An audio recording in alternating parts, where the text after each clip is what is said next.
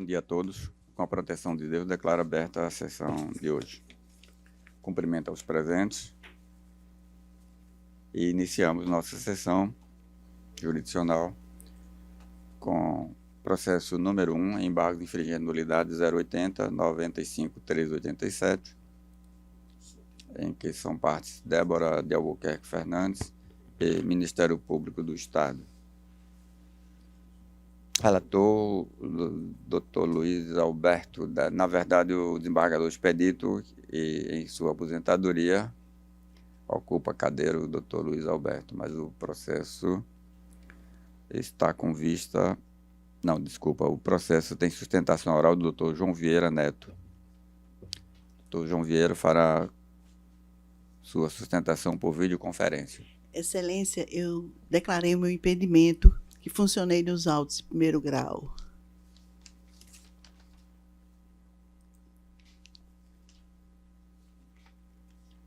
Nós temos o impedimento da desembargadora Sandra, mas temos quórum para julgar mesmo assim. Doutor João Vieira se encontra na sala virtual.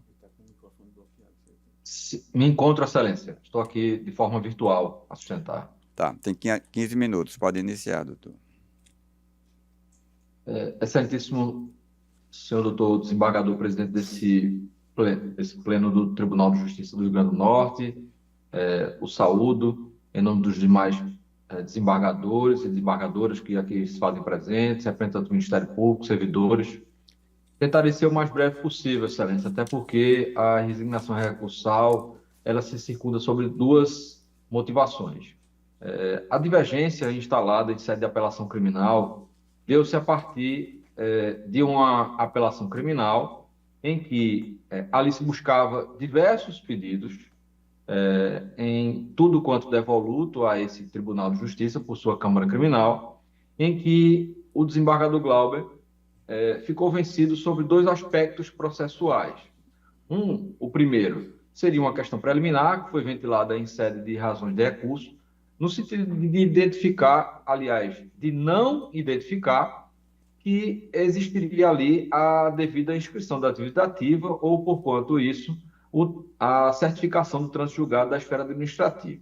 Quais são os fatos aqui demandados, Excelência? Foi uma ação penal de um crime de sonegação fiscal, artigo 1º, inciso 2, em que a acusada teria sido inculpada face à sonegação fiscal.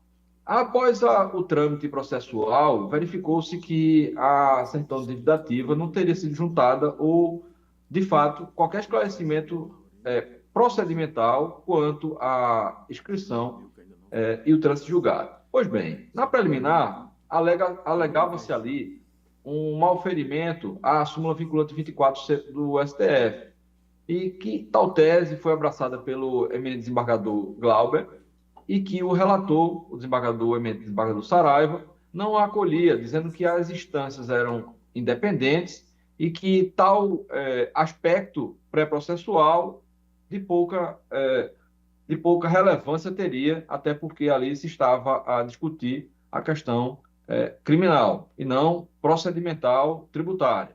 Mas o quanto de tudo isso, Excelências, faz-se a relevância da temática, sobretudo porque, para os crimes materiais em que se reporta a súmula vinculante 4, faz necessária a demonstração inequívoca. A demonstração essa inequívoca que sequer é apontada na incoativa, ou seja, na denúncia.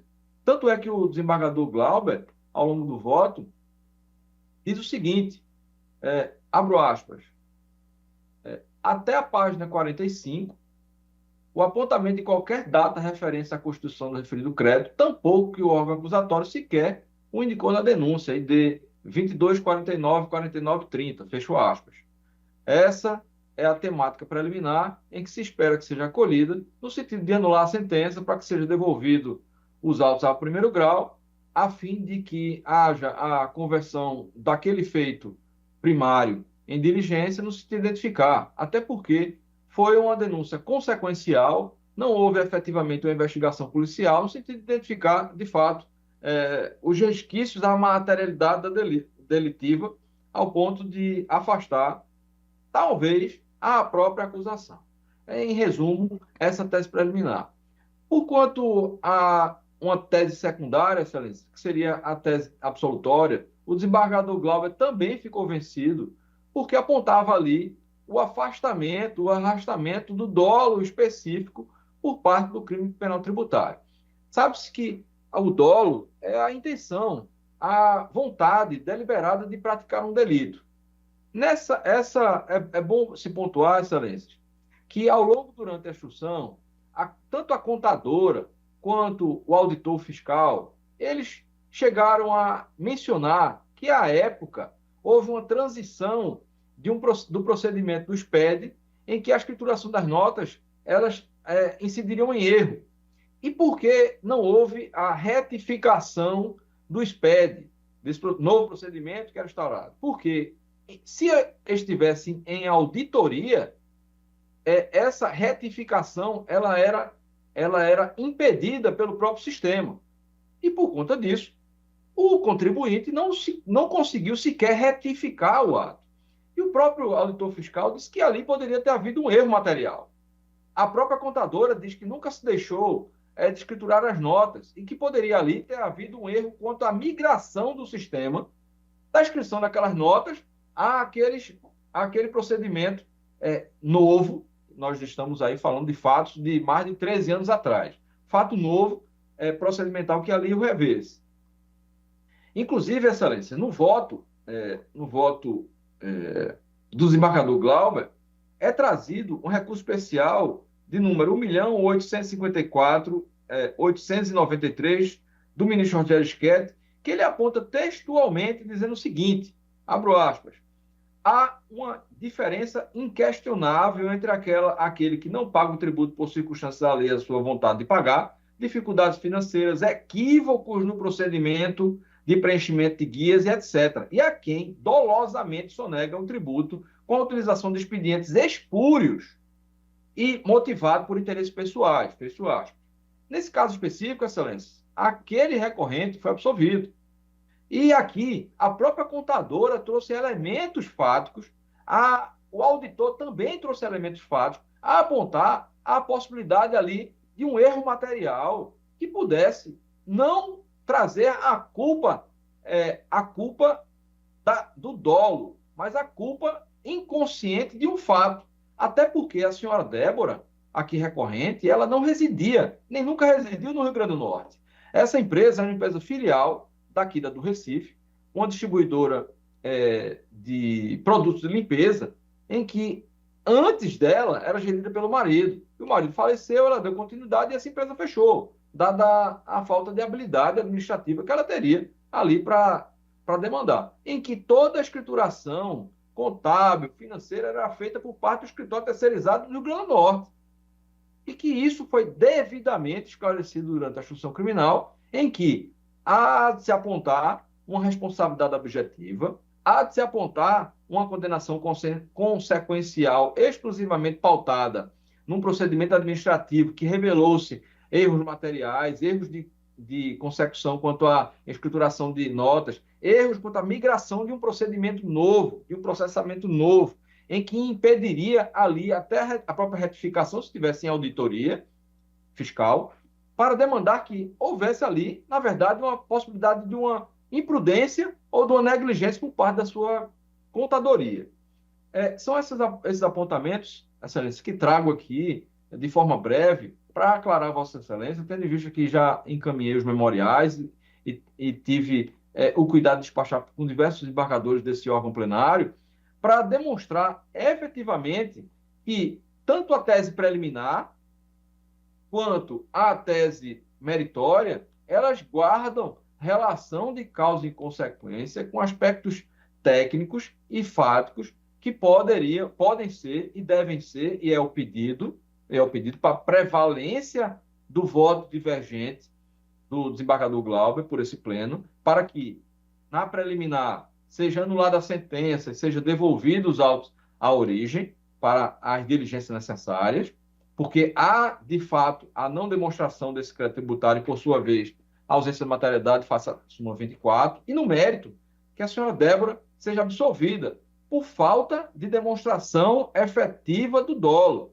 O dolo, ele é o elemento volitivo da consecução do crime penal tributário, sonegação, que foi apontado aqui.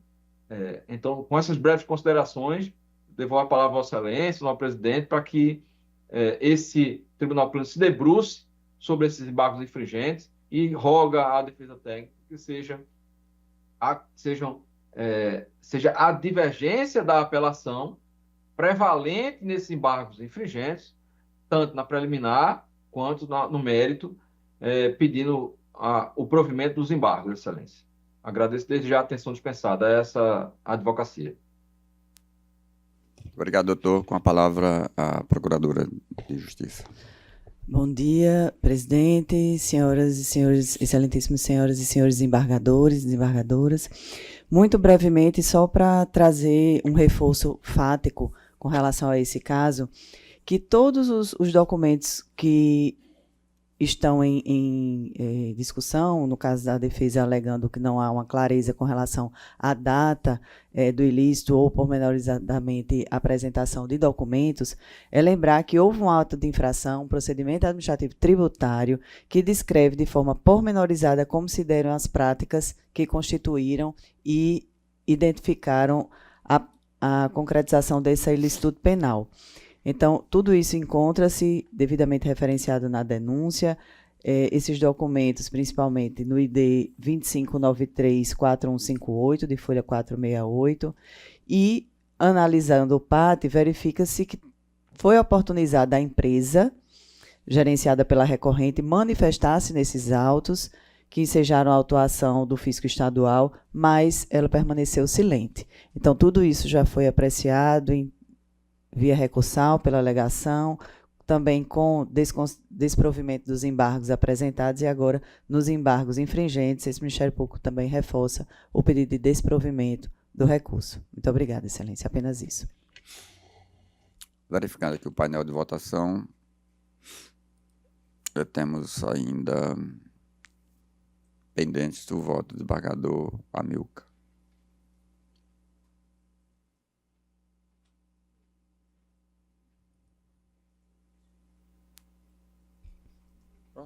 Já votei.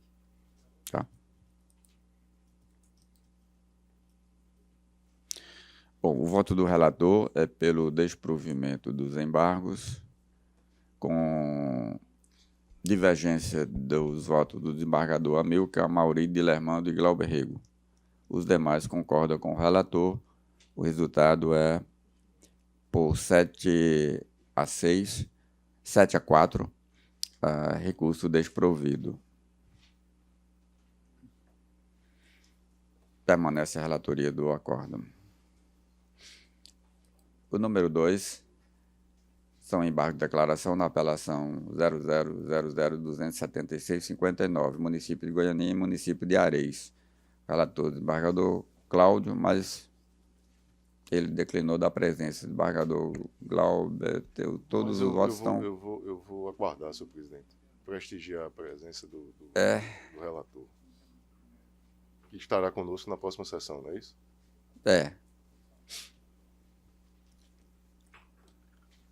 Então, os outros processos... Ou, se Vossa Excelência achar prudente, só embargo de declaração. Se quiser deixar para a pauta virtual, na seguinte, não sei se é possível, eu retiro o destaque e aí coloco o meu voto e todos terão acesso na virtual.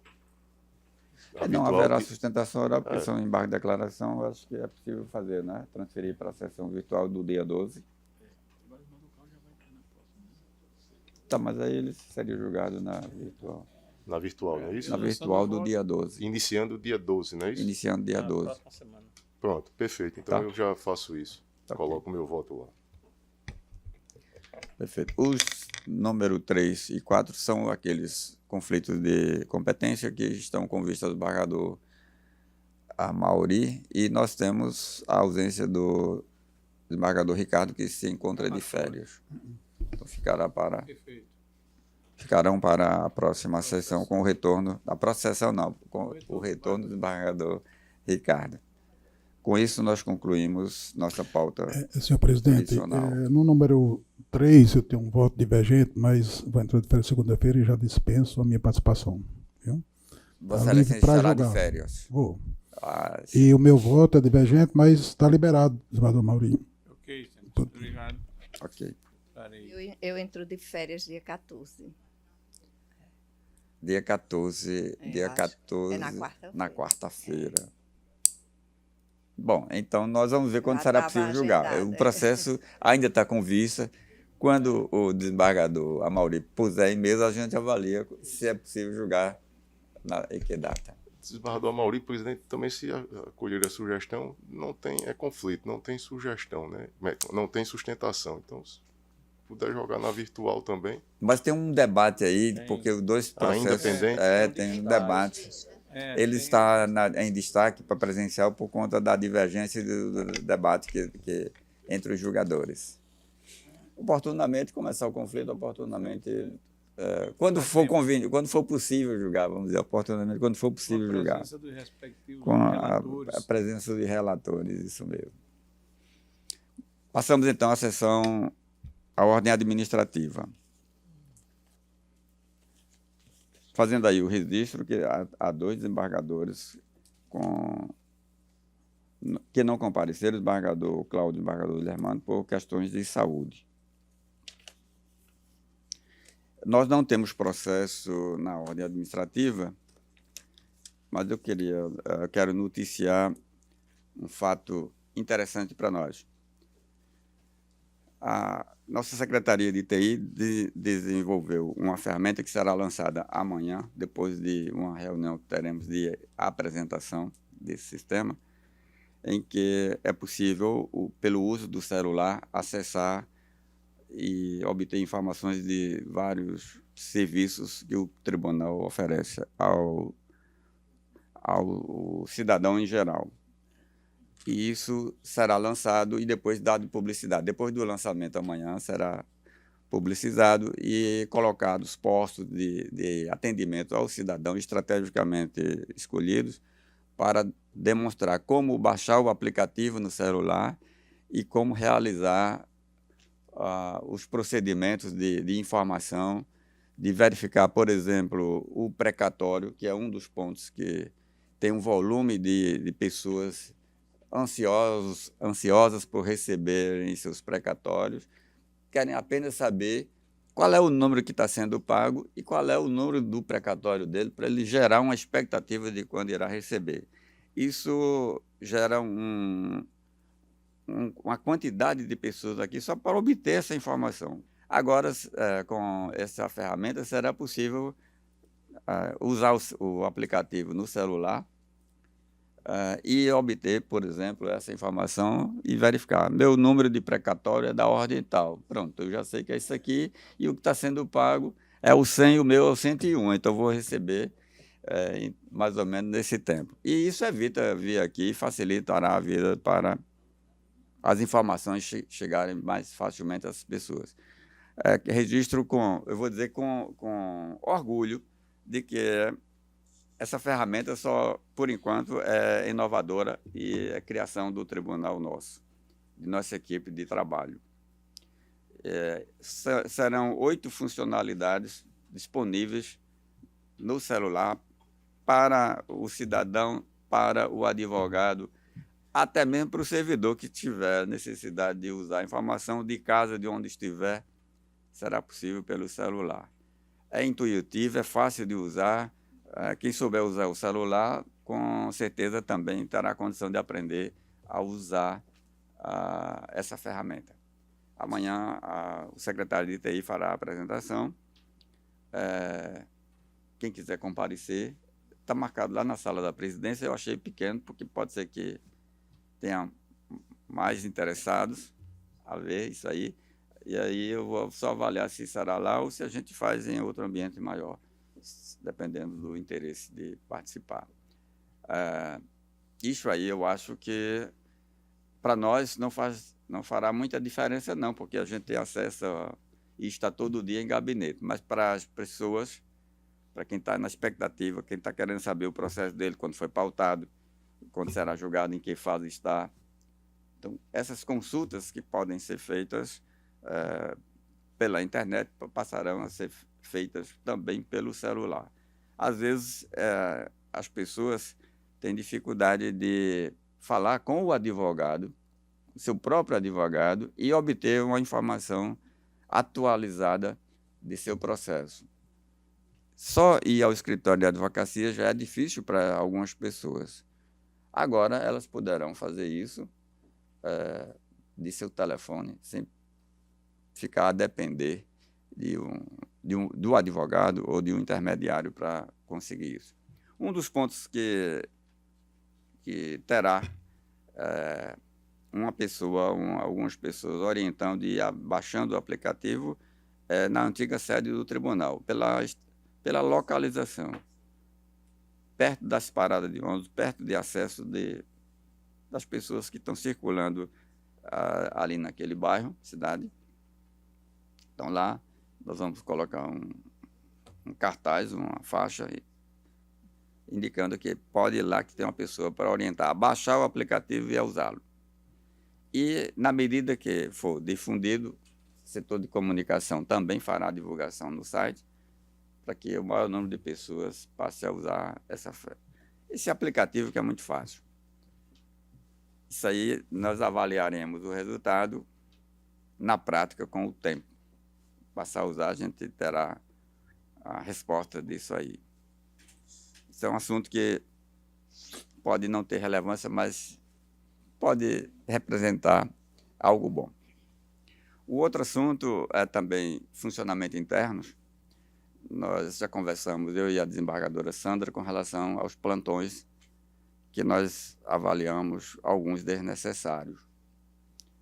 E nós vamos propor uma mudança, talvez uma unificação de plantões no Estado, porque algumas matérias não podem ser mais apreciadas em plantões e outras não têm demanda. Então, o tribunal está pagando plantão sem usar nenhum expediente de plantão. A embargadora disse que na corregedoria não há necessidade de plantão dia, nem noite nenhuma, nem final de semana. E por que se paga plantão? Para a gente ter uma ideia, o mês de março, agora em final de abril, o pessoal tem direito, quem participa de plantão tem folga compensatória. Se não usar a folga compensatória, converte-se em pecúnia. Ele chamou minha atenção porque a corregedoria, a equipe da corregedoria é maior e tem plantão permanente o mês inteiro. Aí veio a folha de pagamento dessas indenizações. Mais de 250 mil reais no mês. Como ela disse como ela falou que lá não é necessário um dia de plantão, porque nós vamos fazer isso. Então, o plantão está previsto em resolução, nós precisamos fazer uma resolução mudando. Aí eu pensei que mudaríamos mais. E aqui fica uma sugestão para a gente pode até debater agora. Seria enquanto não redigimos a resolução com todos os cuidados para não deixar nada fora, não restringir demais, a gente apenas suspender o plantão daqueles órgãos que a gente já sabe que não tem plantão, suspender temporariamente, para já suspender também essa demanda agora, e em seguida aprovaremos a resolução regulamentando o plantão no que for necessário. Então, nós identificamos na corregedoria, e falta falar com o desembargador Cornélio, porque as turmas recursais, eu não sei se seria de desembargador Cornélio ou da desembargadora Sandra, para dispor sobre o plantão. Você? A gente conversa? Tá certo. Então... Via não. Passei 5 anos na turma recursal, não havia plantão não lá. Pronto, tá. E o plantão do tribunal, que aí seria o meu, a gente pode ver o que pode ser suspenso. O ponto principal que a gente vê na matéria penal, era a audiência de custódia, agora os juízes de garantia, que serão instalados agora este mês, farão o atendimento em primeiro grau e resolverão as prisões imediatas que forem consideradas irregulares. O que vier para o segundo grau em habeas corpus, durante a noite, não se libera preso. Os sistemas não permitem. Então, não adianta o advogado entrar com habeas corpus para o plantão noturno, que não será liberado. O desembargador concederá o habeas corpus, mas o réu só será solto no dia seguinte. E por que o plantão noturno, com toda a estrutura de TI, assessor, julgador, relator, para proferir uma decisão a qualquer hora da noite e a liberação só se dá no outro dia, depois que os sistemas forem operacionalizados. Por exemplo, na matéria civil, um mandado de segurança contra secretário de saúde para internar um paciente em algum hospital da rede pública ou conveniado durante a noite. O secretário está de plantão para receber e cumprir o mandato. Então, por que o plantão noturno na matéria civil em segundo grau? Qual seria a matéria? Esses detalhes nós iremos expor na resolução. Porque aí a ideia seria, por exemplo, a gente ter um plantão estadual com mais pessoas, com mais juízes, mais julgadores e mais servidores para atender isso aí, avaliar e deixar o quantitativo em aberto. Porque se houver mais demanda, a gente só faz aumentar 2, 3, 4, 5, 6, 10 juízes. 2, 3, 4, 5, 10 servidores. Se não tiver demanda, para não dizer que não tem. Tá? Então, a folha total o gasto só com o pessoal do tribunal em relação a plantões no ano passam de 6.200.000 por ano. Precisamos administrar isso aí. Tá? Então, eu disse no início de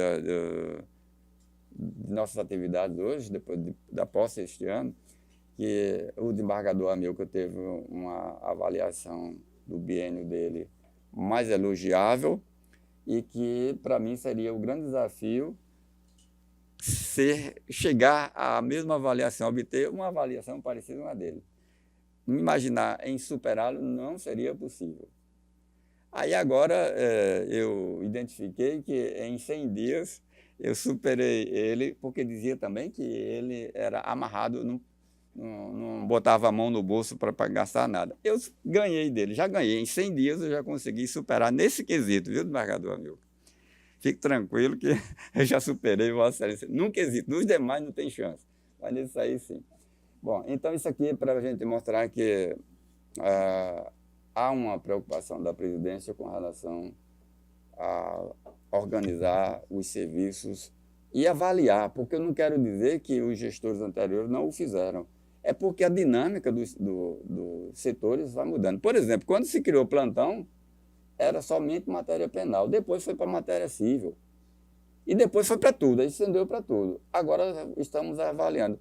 E me impressionou esse aspecto de que habeas corpus durante a noite, se não for solto na audiência de custódia ou agora no juízo de garantia, ele vai ficar detido durante a noite, qualquer paciente.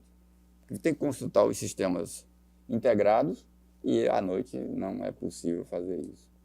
Então, a gente reavalia daqui em diante, o que fazer daqui para depois. Nada de falha nem de crítica ao que aconteceu antes, porque era o que se tinha de avaliação quando foi decidido dessa forma. Agora a gente faz essa avaliação e discute, e se a avaliação não for a melhor, faz-se a correção quando necessário para melhorar. Bom, então, com essas informações, eu vou dizer informações, para o conhecimento dos colegas, acrescento que encaminhei para os gabinetes a minuta da resolução sobre o acesso, para análise, debate e posterior aprovação. Como se trata de uma resolução que consolida as anteriores e atualiza conforme as alterações feitas pelo CNJ, vale a leitura bem atenta para discutirmos todas essas novidades, vou dizer assim, todas as alterações que estão nessa proposta, e a gente poder aprovar uma resolução com uma redação que corresponda aos interesses institucionais.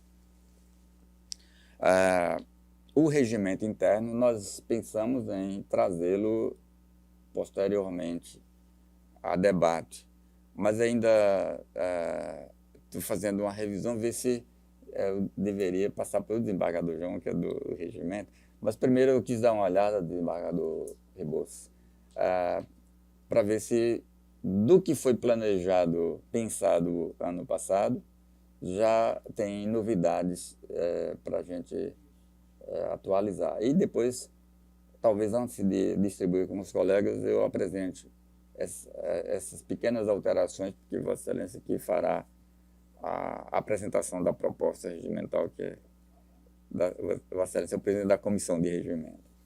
E aí, cada coisa em seu lugar, certo? Eu contribuo apenas com sugestões. Penso que de notícias interessantes são estas. Nós pedimos, uma última, que é interessante também, vou dizer que essa é interessante também. Pedimos um estudo financeiro para ver se a gente conseguiria nomear mais servidores concursados. E parece que será possível, eu estou fazendo. Agora, a burocracia torna tudo muito lento. Para nomear os servidores que fizemos mês passado, abrimos concurso de remoção, vai remoção para lá, remoção para cá. Tem que fazer isso. Agora vamos abrir remoção para poder convocar mais um quantitativo de servidores. Aí serão servidores técnicos e analistas da área fim de direito, né? Para ver se vai suprindo e melhorando as demandas. Porque há pedidos a desembargadora Sandra já ficou alegre aí, está vendo só isso, porque ela me pediu necessidade de mais pessoas na corregedoria. Com essas nomeações, Presidente, eu começaremos a atender. Posso dar uma palavrinha? Sim, desembargadora. Dada a permanência das questões que são trazidas e julgadas pela vice-presidência, nós temos 14 estagiários e também nós queríamos que lá ficasse um quadro permanente, porque essa rotatividade de estagiário ela não está sendo benéfica, porque às vezes você leva tempo para ensinar essa pessoa e às vezes aquela mesma pessoa também não tem o talento para aprender a fazer as decisões e fica meio atropelado, e nós temos um volume imenso. Então, acho algo para a gente pensar. No último encontro que eu estive em Brasília, foi bem pontuado isso por todos os vice-presidentes, que eles não têm também uma estrutura. Os nossos pequenos tribunais não têm essa estrutura como tem os outros já há mais tempo. Foi uma preocupação que os ministros, o presidente e o vice-presidente do STJ levou e pediu que nós, em cada tribunal, fizesse esse trabalho para que nós pudéssemos dar conta dos processos que são levados à vice-presidência. Era só isso. Bom, começamos com as nomeações. Senhor presidente, em seguida... permite? Sim? Só para reforçar a fala da desembargadora Berenice, eu que antecedi Sua Excelência, de fato, nos encontros havia essa preocupação com um quadro permanente dentro da vice-presidência, né? E aqui a gente tem, como disse a desembargadora Berenice, um quadro de estagiários de pós-graduação que é uma força de trabalho excelente, mas que se renova e que, né, leva um tempo, e que eu apoio integralmente aí o que disse a desembargadora Berenice. De fato, as atribuições só aumentaram na vice-presidência, é centro de inteligência, é cooperação, é isso, é aquilo, e as admissibilidades, o volume a cada dia aumentando também, e mais responsabilidade e a força de trabalho, embora tenha sido aqui no nosso tribunal melhorado significativamente. E a época do desembargador Amilcar, que sempre fala, era somente um juiz auxiliar, servidores... Eu tinha deslocado do gabinete. Pois é. Ainda na vice-presidência, levei também servidores do meu gabinete, então o que reforça de fato essa necessidade que disse a desembargadora Berenice. Somente isso, presidente, só para reforçar aí. Tá. Então nós faremos a nomeação e discutiremos a lotação. Uma vez possível nomear, aí a lotação a gente distribui com os setores, se não no quantitativo pedido, mas num quantitativo que começa a melhorar. Porque o ideal seria que a gente pudesse nomear mais e atender a necessidade de todos os setores. O frio é grande e o cobertor é curto, né? Mais ou menos isso aí, desembargador amigo. O secretário de TI passou aqui nominalmente o que é possível resolver no aplicativo de celular. Abertura de ação judicial, certidões, para ter certeza, a ação está proposta, foi ajuizado de fato ou o advogado disse que ajuizou, mas não ajuizou. Então terá certidões, consulta processual eletrônica, diário da justiça, ouvidoria, precatórios e sustentação oral. Isso aqui são as ferramentas disponíveis, lançadas amanhã, serão lançadas amanhã no celular para uso do cidadão e dos advogados. Acho que falei demais hoje. Desembargador Amaury, alguma proposta? Falou bem, Excelência. Apenas, e não poderia deixar de fazê-lo, parabenizar a Vossa Excelência, a gestão como um todo, incluindo naturalmente a nossa Secretaria de TI, suspeições à parte, naturalmente, mas é um trabalho de extrema relevância, a ferramenta que a gestão atual traz e entrega à população, ao jurisdicionado, que é o nosso cliente maior. E isso, e atitudes como essa, senhor presidente, que denotam e demonstram a aproximação do judiciário ao jurisdicionado, na medida em que entrega uma ferramenta que facilita a vida do jurisdicionado em todos os sentidos, que dispõe na palma da mão, literalmente falando, das informações que precisa, sem a necessidade de se deslocar desde o próprio escritório do advogado, tanto quanto ao tribunal ou outros setores do judiciário, para obter informações que lhes são necessárias. Então, é de se louvar a iniciativa e reconhecer naturalmente o valor dessa ferramenta que é entregue ao jurisdicionado como um todo. Quanto às demais discussões, naturalmente, há aspectos relevantes que nós deveremos aprofundar o debate, notadamente em relação à questão dos plantões e bem assim, a nossa proposta de regulamentação que Vossa Excelência entregou, que naturalmente aí exigirá maior debate e maior tempo para se discutir. Somente, senhor presidente. Desembargador Rebouças. Senhor presidente, também parabenizar Vossa Excelência por essa excelente iniciativa. Realmente é um passo importante do Tribunal de Aproximação ao Jurisdicionado. É uma necessidade, eu acho, do cidadão ter essas informações que ele necessita na Justiça. E por isso quero parabenizar Vossa Excelência e toda a equipe que trabalhou nesse programa. E também dizer que vamos analisar essa resolução que foi distribuída, é interessante, é uma matéria que realmente é de interesse de todos nós. E quero aproveitar, senhor presidente, para fazer uma indagação, até porque tem alguns colegas, advogados, têm me perguntado muito sobre isso, com relação, Vossa Excelência falou isso, sobre os precatórios, sobre os pagamentos dos precatórios. Porque tem a relação ordinária e a relação, vamos dizer assim, especial, dos doentes e dos idosos, a preferencial. E só está se pagando a preferencial, e a ordinária parece que não se paga nunca. Olha aí, a história é essa. Então, todo o dinheiro que vem só se paga as preferenciais e as ordinárias.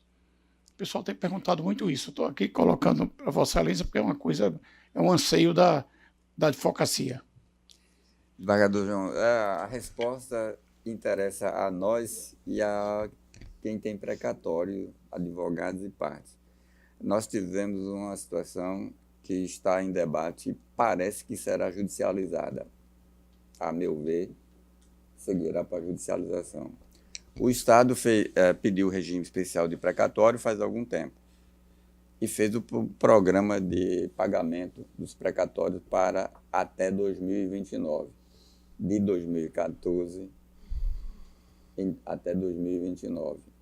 E isso tem um cronograma de repasses obrigatórios para esse pagamento. Em 24, foi feita a programação, foi lançado pelo tribunal o edital para quem desejasse fazer acordos. Feitos os acordos, houve sobra de valores destinados aos acordos. O doutor Diego, que é o juiz responsável pelo setor, publicou um novo edital. O CNJ mandou suspender o edital e disse, sob o entendimento, foi uma questão de interpretação. Como estávamos no mesmo exercício, o doutor Diego imaginou que aquela sobra poderia gerar uma nova convocação para acordos. O CNJ disse, não, o acordo é uma vez. Quem não aderiu ao acordo, se sobrar dinheiro, vai para o pagamento ordinário. Tá bom. Então, suspendeu, ninguém tinha manifestado ainda, não se pagou nada desse segundo edital. O valor transferido para o pagamento ordinário. Vem agora, em 2025, o Estado tem que apresentar o cronograma de repasses para 2025. E desejando fazer acordo e pagar o precatório ordinário.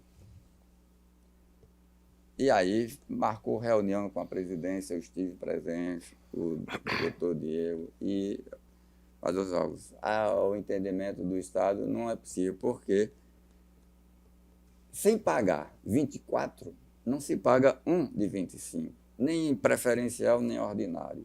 Primeiro, o Estado tem que repassar todos os valores negociados da programação dele de 24. Vieram os dois secretários de Tributação e de Fazenda, a controladora, falando, não, mas nós não fechamos o acordo de 24, podemos negociar 25.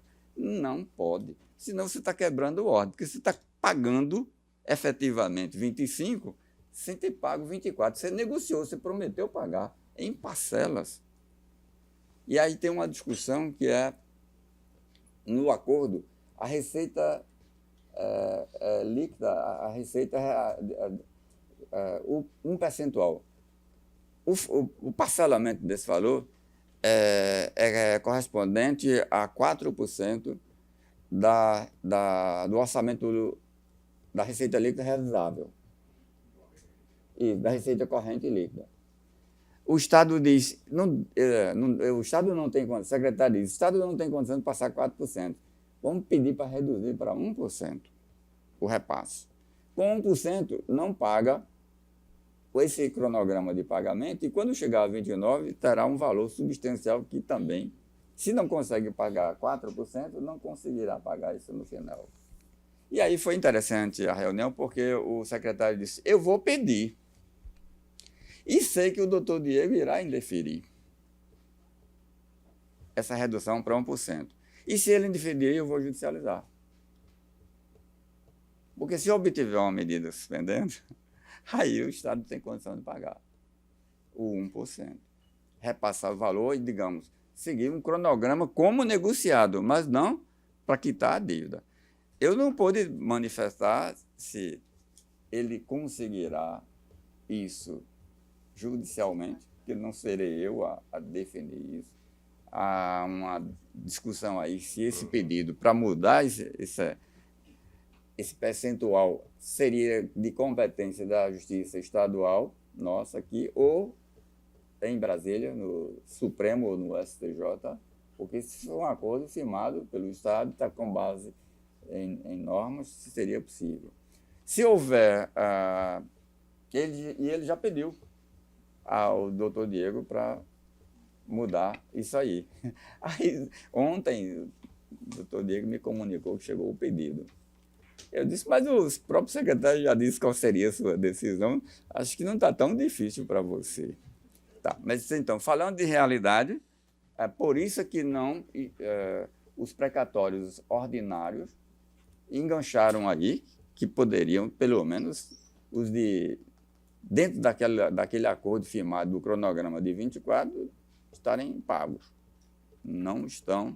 E aí, ainda essa expectativa, se for judicializado e se sair uma decisão mandando reduzir esse valor, teremos ainda uma demora maior nesses pagamentos, porque menos dinheiro vindo, menos precatórios serão pagos.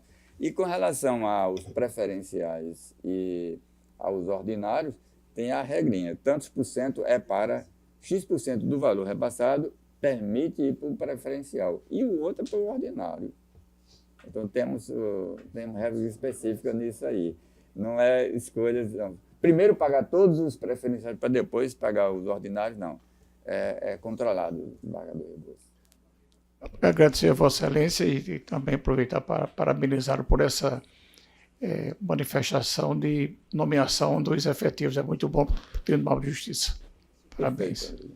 Desembargador Vivaldo. Sem proposição, Excelência. Desembargador Anilca. Saraiva, sobrinho. Saraiva, desculpa, eu vi uma cadeira vaga e tem que confundir, desculpe, desembargador Saraiva. Sem proposição, presidente. Então... Senhor presidente, com relação aos plantões, eu confesso que eu fiquei um pouco surpreso com essa situação de dizer que a questão de cumprimento de ordem de habeas corpus de prisão considerada ilegal teria que esperar para o dia seguinte. Porque toda a prisão considerada ilegal ela deve ser imediatamente corrigida. Não acho que ela possa esperar para que o sistema abra no dia seguinte. Inclusive, eu tenho conhecimento de ordens cumpridas de prisão ilegal, liberação à noite. Eu já tive casos da minha relatoria de prisão civil do devedor que havia pago a dívida. Ele havia pago por um problema lá de... não queria reconhecer o recibo dado do pagamento da autoridade, ele judicializou, comprovou que havia sido pago, inclusive com extrato bancário, a própria credora confirmou que havia recebido o valor e ele estava preso. E na época do plantão, eu já faz um certo tempo, eu reconheci a ilegalidade da prisão e ele foi posto em liberdade já à noite. Então, assim, eu realmente fico surpreso de saber amigo, mas aí é prisão civil. Sim, mas em sede de habeas corpus também, porque o tribunal tem oficial de justiça de plantão para cumprir essa determinação. Não, o que eu falo é só o penal, a matéria penal. Mas penal também. Hein? Penal também. Mas no penal não, porque o sistema penal não vale para o civil. Então, mas penal também. Mas penal também. Também habeas corpus. Questão penal sempre é mais delicada. Exatamente. Pois se é ilegal, a prisão ela deve ser... A informação que eu tenho aqui durante a noite... Inclusive, a ordem de prisão, se tiver um mandado de prisão em aberto, e para ser cumprido na manhã seguinte, durante a noite, ele pode já ser a ordem concedida no sentido de que a liberdade seja assegurada e que não seja um mandado cumprido de prisão. Vou examinar. Eu realmente tinha uma série de possibilidades que acontecem. E é uma determinação do CNJ também. Eu fiquei um pouco surpreso com essa informação. A segunda coisa, com relação à questão do plantão de turmas recursais, havia uma reclamação dos advogados que não tinham, porque realmente não teve plantão, e os advogados estavam reclamando muito, porque quando precisavam de urgências na questão da turma recursal, não haviam a quem recorrer. Aí eu acho que a época, a gente falou, agora isso realmente tem que avaliar a necessidade da demanda. Se é possível que a demanda seja bem menor do que o que se imaginou. Agora que a gente tinha recebido reclamações, porque é uma situação importante. Hoje as turmas recursais, elas têm uma demanda que há 10 anos atrás não se sonhava com a demanda da turma recursal, que atingiu o patamar de hoje. Nós temos uma distribuição de mais de 10 mil processos em um ano com a turma recursal. E nessa situação ficava um órgão importante sem que houvesse nos feriados prolongados, no recesso do judiciário, não havia quem recorrer. Então, os advogados reclamavam demais dessa situação acéfala, mas realmente muita coisa pode ser reavaliada, inclusive porque a gente vê que no plantão tem sido muito usado para o indivíduo tentar a sorte de ações que realmente não são cabíveis na medida naquele expediente especial, por assim dizer, plantão. E quando se fosse usar realmente o que os advogados tivessem compreensão de atentar à resolução do CNJ que disciplina a matéria, realmente o plantão deveria ser bem mais enxuto do que o que é. Mas eu acho que todos aqui têm conhecimento que, digamos assim, 70%, 60% das ações que chegam nos plantões, cada um aqui, e nós somos responsáveis, elas não são conhecidas por não se tratarem de matéria que seja permitido o conhecimento durante o plantão judiciário. A verdade é. E a prática é diferente da teoria. Perfeito, amigo. Não, essa preocupação também do embargador amigo, mas eu acredito que o que Vossa Excelência traz ao plenário é o debate, né, para que a gente possa... Por isso que a resolução irá debater sobre a necessidade do que deve ser mantido em plantão. Mas a necessidade em matéria penal, isso aí eu não tenho dúvida de assegurar que de fato existe. É uma porcentagem mínima, mas que acontece com maior frequência do que certamente em matéria civil. A outra questão é também o que disse o desembargador João. Nós somos um Estado pequeno, um tribunal pequeno, então conhecido na sociedade. E os credores do Estado que estão na fila do precatório, que não recebem, começam eu tenho sido frequentemente questionado a respeito. Eu digo, olha, isso é um setor específico, tem que ir lá, tem uma ordem. Não, desembargador, e muitos que já me conhecem, não, Glauber, mas é que a minha posição é X e eu não estou progredindo, eu estou regredindo, é menos X. Eu digo, mas isso é o precatório ordinário, então não avança. E aí, de fato, acontece, mas eu estava até conversando com o desembargador amigo, porque eu tinha tido notícia dessa decisão do corregedor lá no CNJ, né, que aí Vossa Excelência já esclareceu, no sentido que, de fato... do Estado com o que a gente tem o regramento desse pagamento de precatório, porque o Estado, para ele, é muito bom o acordo. E quanto mais para ele puder fazer o acordo, melhor. Mas a gente sabe que nem sempre é possível a realização desses acordos.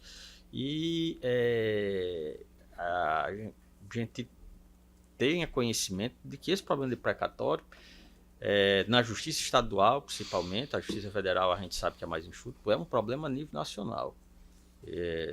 Acho que não me lembro se era o estado do Rio de Janeiro, São Paulo, que estava 10 anos atrasado no precatório.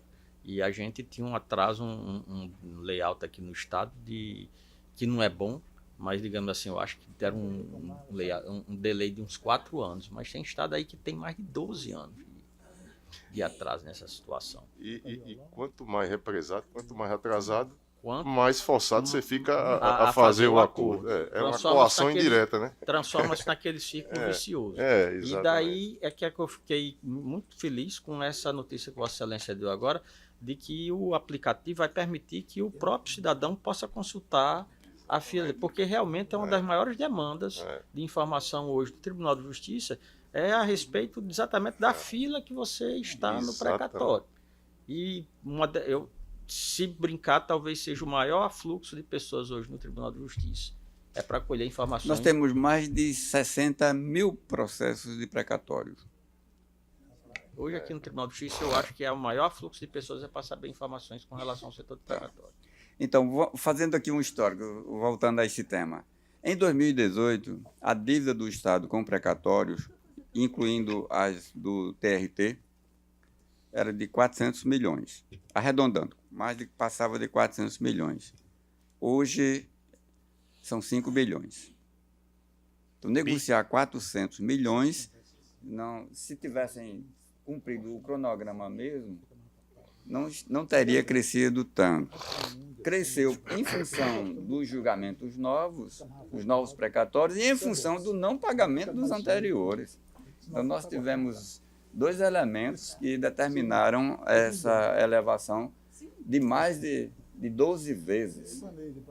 De mais de 12 vezes em 7 anos. Nem em 7 anos, porque estamos começando em 25. Né? Esse valor é da finalização de 24, dezembro de 24. Então, em 6 anos, deu esse número de crescimento. Senhor presidente, e por fim, para concluir, parabenizar o setor de TI, né, que nos aproxima mais do jurisdicionado. E um exemplo, essa questão do precatório. A informação que esse questionamento que é feito também, o desembargador João disse também, tem com frequência. Então, imagine ser comum a todos que fazem parte do tribunal, do Poder Judiciário. E aí agora, vai lá naquela ferramenta, tem lá tudo direitinho. Embora no site já tivesse, mas era não estava na mão, como disse aqui. Não é que a gente chama intuitivo quanto não estava na mão. Não, vai no seu celular agora aí, tem aí essa ferramenta. Então, parabéns. Ainda sobre o precatório, eu tive uma reunião com a equipe de finanças do governo e depois de uma anterior que eu tive com a Superintendência do Banco do Brasil. E primeiro com a Superintendência, eu perguntei se o Banco do Brasil não abriria uma linha de crédito específica para o Estado pagar precatório. Tipo um cheque especial. Eu disse, olha, eu não tenho conhecimento de finanças, não é minha área, mas eu sei administrar minhas finanças pessoais. Quando eu preciso de dinheiro, eu uso um cheque especial e pago pelo que eu uso. Só que para o cliente individual, o custo da operação cheque especial é alto. Mas para o cliente público, o Estado, esse custo é baixo. Menor do que o custo que o tribunal paga, que o Estado paga em precatório, que é no mínimo 1%, mais a Selic. Se o banco conceder uma linha de crédito ao Estado com um custo menor e o Estado negociar com 40% de desconto, quanto é a vantagem para o Estado? Tá. Então, propus ao secretário, porque você está dizendo que não tem recursos, mas se você fizer isto, a primeira resposta dele, disse, olha, você vai pagar um custo sobre o valor efetivamente utilizado. Digamos que o Estado abra uma linha de crédito, eu não sabia que a dívida era, na ocasião, 5 bilhões, foi o secretário que me trouxe a informação, eu disse para o banco, 1 bilhão. O Estado só consegue usar meio bilhão, só vai pagar encargos sobre meio bilhão. Como ele tem que repassar um valor para o tribunal quitar precatório, e ele já quitou com a negociação, ele vai amortizar a dívida dele com o banco, vai repassar direto para o banco. Na conversa com o secretário, ele teve uma dificuldade de ele entender isso, mas é porque nós não temos mais... ele usou um termo técnico que não é credenciamento, capacidade de comprometer a arrecadação, endividamento para a União nos dar aval para um empréstimo num banco público, um banco internacional, aí essas questões. Eu disse, não estou propondo um empréstimo internacional, não. Eu estou propondo um cheque especial, uma linha de crédito que eu estou chamando de cheque especial porque o banco vai dar o nome que ele quiser. E nesse modelo aqui, se 1 bilhão, 2 bilhões, não me interessa, isso aí vocês irão negociar. Mas tem que a Assembleia autorizar, mas autorizar a abertura, você não está contraindo empréstimo, você está apenas o banco abrindo um crédito disponibilizar para você. E você que vai comprometer com esse acordo do cheque, do precatório, do especial, quanto é que você tem que repassar? Esse valor você vai repassar para o banco para amortizar. Não parece simples? Mas se o banco... Não sei se o banco faz. Eu já abri o diálogo. Agora, meu poder de convencer o banco a fazer, obviamente, não é igual ao seu. Você que tem que pedir, não sou eu que... Meu interesse é apenas em resolver o precatório. Porque se o tribunal, o Estado quitar o precatório, o setor de precatório se esvazia. Nós resolvemos. Além disso, nós temos a a negociação com 40%, só esses 40% que você negocia cobre o custo da operação do banco. E você ainda ganha a redução da correção do precatório, que é de 1%. Além disso, se o precatório for de servidor, você ainda recebe imposto de renda. E mais, se não for de servidor, e o de servidor e o de não servidor, esse dinheiro será usado no comércio local. Vai aquecer a economia do Estado e o Estado irá receber ICMS a mais. O que é que você quer mais para lhe convencer? Isso eu vou botar no item de proposta, mas não ficou, eu não senti entusiasmo em fazer. Tá? Mas está aí para mostrar que eu disse, olha, eu pedi desculpa, mas eu estou invadindo competência. Não é competência minha resolver os problemas financeiros do Estado, buscar solução para o problema financeiro do Estado. Mas eu entendo que Tribunal de Justiça e Executivo fazem parte, são o Estado do Rio Grande do Norte. Estou apresentando proposta para resolver uma necessidade do Estado. O órgão competente para tomar iniciativa é o Executivo, naturalmente. Mas contribuir com a ideia, se for boa, aproveite. Se não for, jogue no lixo. Embargador Cornélio. Não tem nenhuma proposição. Eu só quero alertar Vossa Excelência que aproveite o dia que Vossa Excelência está inspirado hoje, aproveite o dia bem.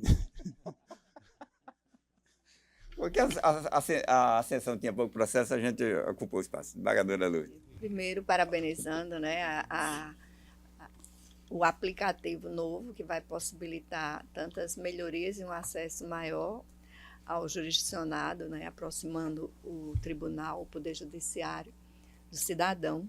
Parabéns à TI, a todos que desenvolveram a ferramenta, né?